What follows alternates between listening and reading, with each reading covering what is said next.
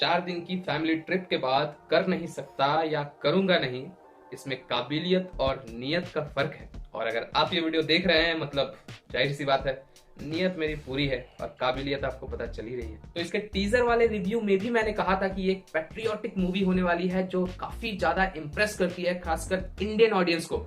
और जब बात इंडिया और पाकिस्तान के बीच की वॉर की हो, स्पेशली 1971 के वॉर की, तो भाई आग तो लगने वाला है भारतीयों के दिलों में। और पाकिस्तान की कहां लगेगी ये तो आपको पता ही है। अपने लाइफ के 40 इयर्स किसी चीज को देना काफी बड़ी बात होती है और सैम मानेकशॉ ने ये 40 साल पूरी तरह से इंडियन आर्मी को दे दिया। तो मैं बस इतना ही पूछना चाहूंगा इंडियन डायरेक्टर से कि भाई इतनी देर क्यों लग गई इनके ऊपर मूवी बनाने में। अब थोड़ा ट्रेलर की बात कर लेते हैं। तो ट्रेलर देखकर ही समझ में आ रहा है कि मूवी भाई साहब एकदम बवाल होने वाली है। बशर्ते बात अलग है कि वो एनिमल के साथ क्लैश कर रही है, लेकिन दोनों का ही बहुत ही अलग जॉनर है। एक पैट्रियोटिक है तो एक मास मूवी है और दोनों एक से बढ़िया एक लग रही है। अब क्या होगा वो तो आगे ही देखेंगे, बट ये ट्रेलर काफी ज्यादा अच्छा लग रहा है। ऐसा लगा ही नहीं कि वो विक्की कौशल है वो पूरी तरह से मानेकशॉ के कैरेक्टर में उतरे हुए हैं। पिछली बार मैंने ऐसी biography MS Dhoni the untold story में देखी थी एंड उसने क्या कमाल किया वो तो आप सबको पता है। और ये मूवी भी बहुत हद तक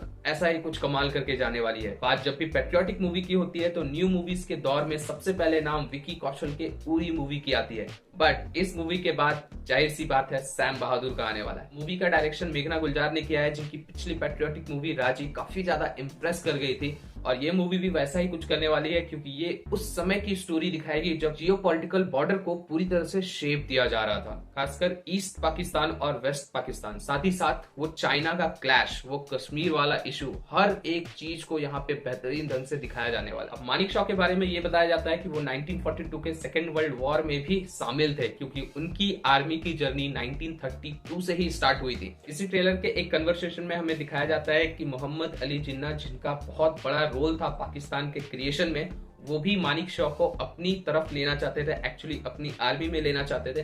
बट यहाँ पे साफ साफ मानेकशॉ ने कहा कि मेरी बीवी मुंबई की है, मैं अमृतसर का हूँ, मैं इंडियन आर्मी में जॉब करता हूँ, तो इससे ज्यादा क्या ही इंडियन हो सकता हूँ।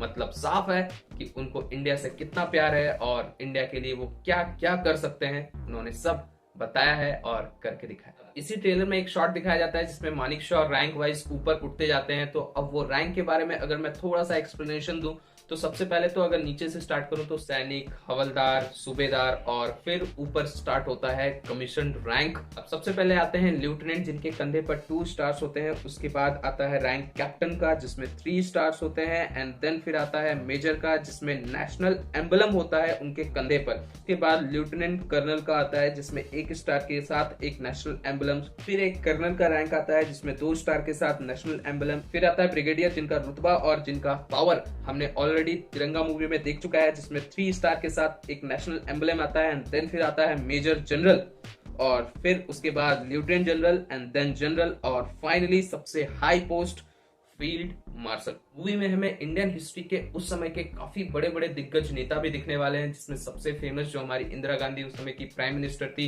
1971 के वॉर के टाइम पे। और जैसा कि मैंने पहले भी कहा था कि ये मूवी खास तौर से 1971 के वॉर के ऊपर ज्यादा फोकस करेगी।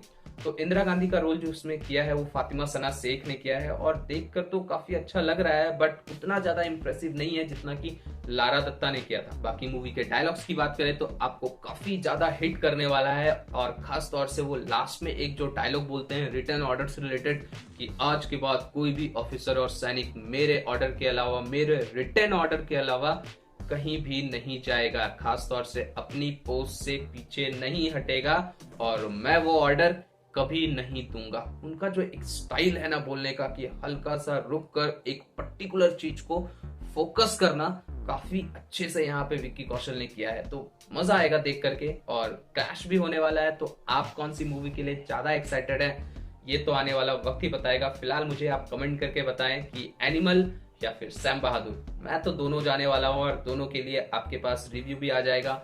मिलते हैं आपसे अगली वीडियो में, तब तक के लिए।